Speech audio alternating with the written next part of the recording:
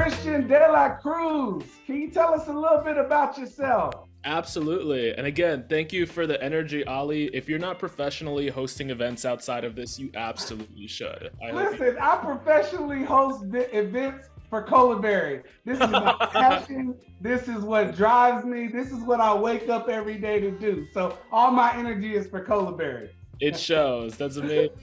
So yeah, I'm Chris, New York City. I actually haven't been in data analytics for a very long time, about 3 years. I've actually worked in a couple of different industries. I've been an actor for 10 years. I did used to work in hospitality management before I made an industry switch right before the pandemic. But I have a lot of passion for data, a lot of passion for helping out people however I can. Also a lot of experience with dashboards and kind of excited to see what everyone has put together here. Machine learning. And yeah, as mentioned before, storytelling's huge. Like if the data doesn't make sense to anyone, you have to be able to translate it to viable information that people can take away from it. Because they're not all going through Colaberry. They need to know the nutshell of what you've found within the span of a few minutes. It may have found you a few hours to do. So storytelling is a very underrated talent in data.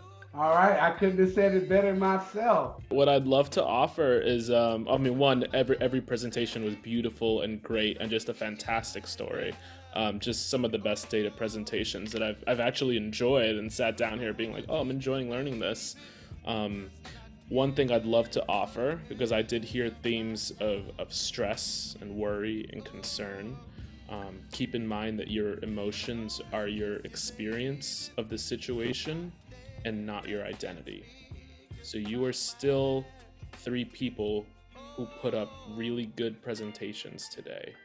And even professional athletes for the rest of their careers have things they have to improve and work on, but they still get hired and trusted to get the job done because they're at a level where they'll get the job done. Even if they have stuff to continuously work on, you can exist in both worlds. You can have stuff to work on and still be at a level where you're trusted and can get that job done. So I saw presentations today that I was very excited to see. And I'm very excited to see what you 3 and everyone else goes on to accomplish in the world.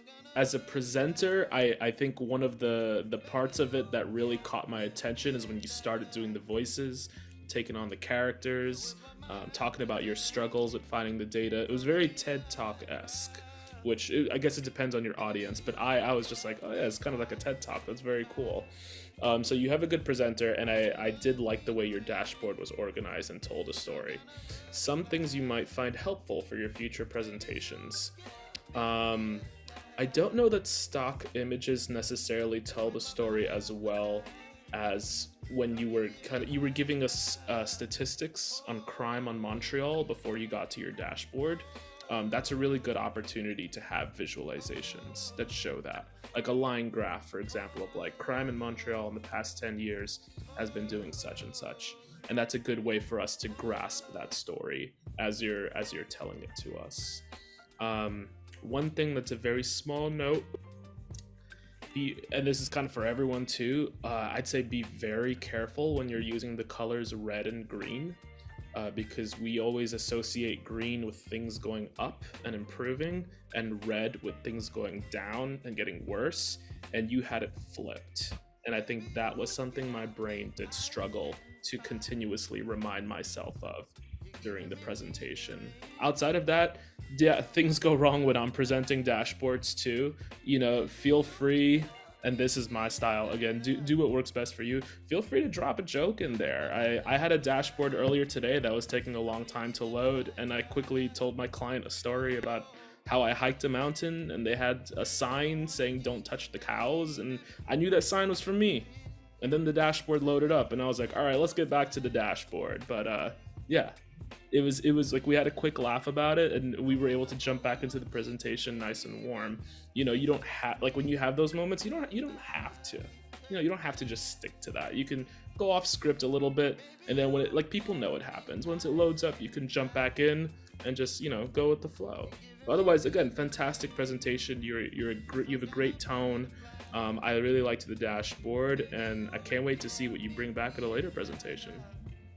You whip up my appetite. Don't leave me